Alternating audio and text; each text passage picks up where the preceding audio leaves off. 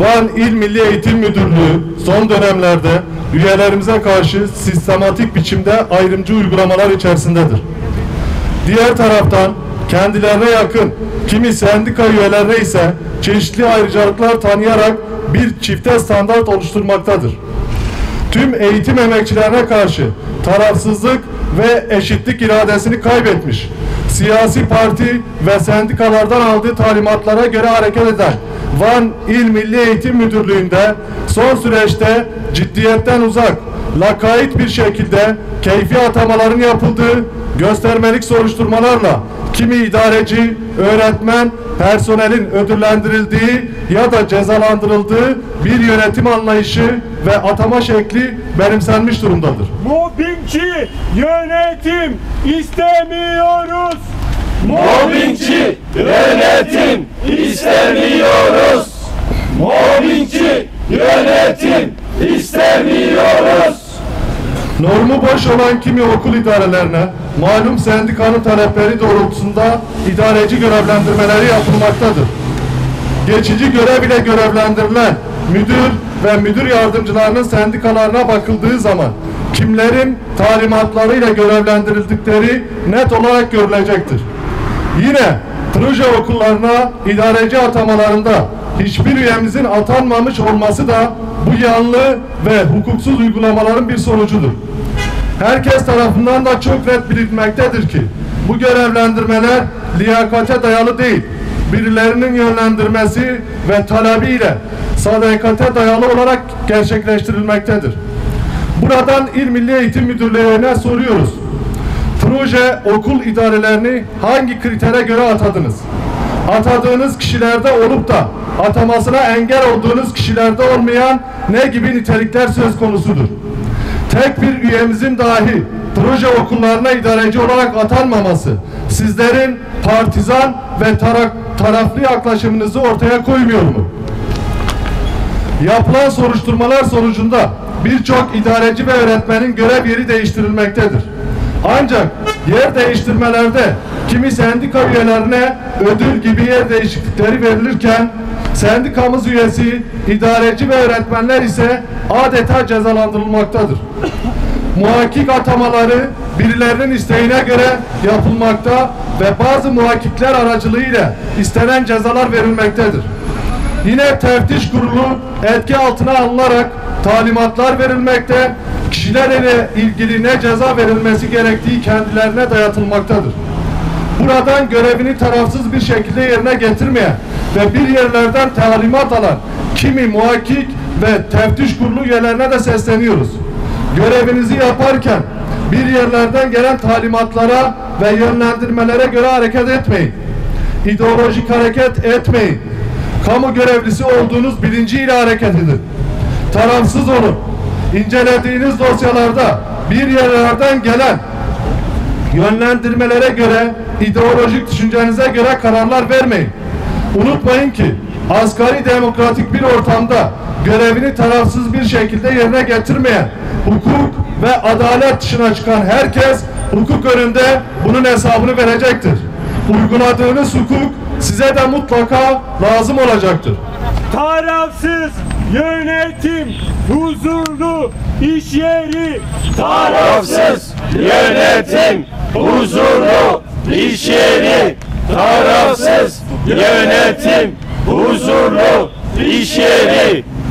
Özellikle İpek Yolu İlçe Müdürlüğü'nde sendika temsilcilerimize yönelik özel bir yönelim söz konusudur. Görevlendirme ile ilçe müdürlüklerinde çalışan onlarca personel olmasına rağmen İpek Yolu ilçe temsilcisi arkadaşımız personel ihtiyacı bahanesiyle İl Milli Eğitim Müdürlüğü'ne çekilmiştir. Ancak İl Milli Eğitim Müdürlüğü'nde onlarca personel farklı ilçelere görevlendirilmiştir. Bu uygulama bile temsilcimizin ilçedeki görevlendirilmesinin hangi sahipler ile iptal edildiğini ortaya koymaktadır. İpek Yolu temsilcisi bir diğer arkadaşımıza nereden geldiği belli olmayan uyduruk bir şikayetle soruşturma açılmış, WhatsApp durum paylaşımı gerekçe gösterilerek temsilci arkadaşımıza keyfi bir şekilde yer değişikliği cezası verilmiştir.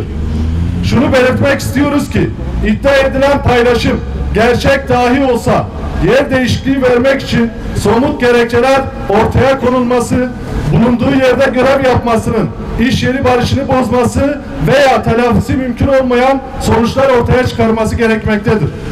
Aslında kimlerin talimatıyla ve ne şekilde yapıldığı belli olan bu yer değişikliğiyle de milli eğitimin kimlerden talimat aldığı, hangi siyasi ve sendikal sahiplerle soruşturma yürüttüğünü göstermektedir. Baskılar bizi yıldıramaz.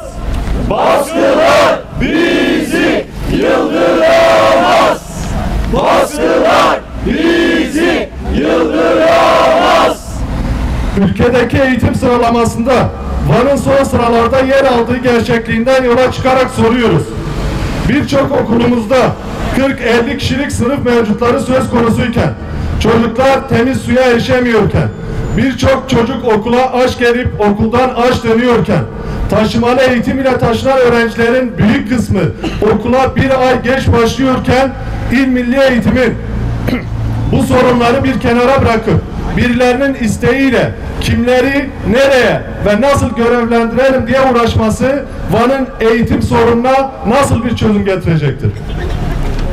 Van İl Milli Eğitim Müdürlüğü ve kimi ilçe milli eğitim müdürlüklerini bu keyfi ve gayri ciddi uygulamalardan vazgeçmeye, herkese adil ve eşit bir şekilde davranmaya, mevzuattaki bazı açıkları kimi idareci ve eğitim emekçilerini kayırmak ya da cezalandırmak için kullanmamaya, bütün idarecileri mevzuata uygun ve kamuda tarafsızlık ve eşitlik ilkelerine uygun hareket etmeye ve irade sahibi olarak haksızlık ve hukuksuzlukların karşısında durmaya davet ediyoruz.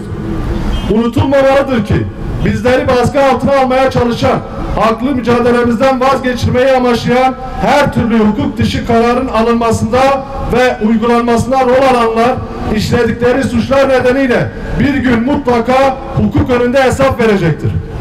Hiçbir üyemiz bu baskı, kayırmacılık ve hukuksuzluk karşısında yalnız kalmamış ve kalmayacaktır. Bütün bu yapılanların suç teşkil ettiği unutulmamalıdır. Yalanı, adaletsizliği, adam kayırmacılığı bize kabul ettirmeye ve bunları sıradanlaştırmaya çalışan bu sistemin ve sistem yöneticilerinin karşısında olduğumuzu, bunlara karşı mücadele ederek bütün hukuki yolları kullanacağımızı kamuoyunun bilgisine sunuyoruz. Bizi perverdana ketkaran.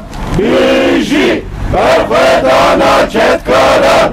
Bizi perverdana ketkaran. Zafer direnen emekçinin olacak. Zafer direnen emekçinin olacak. Zafer direnen emekçinin olacak.